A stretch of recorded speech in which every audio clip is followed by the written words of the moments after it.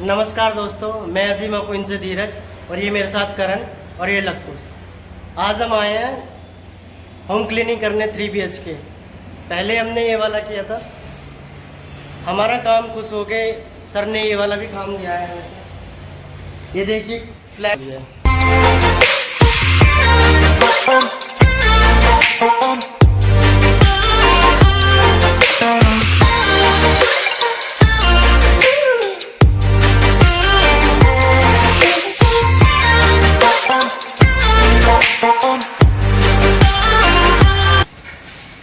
ये इसकी हालत हो रही है, इसकी बहुत गंदा हो रहा है सारा फ्लैट, सारे में डस्ट वगैरह सारी चीज़ें हैं।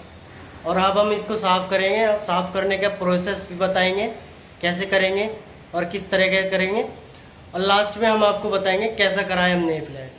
नमस्कार।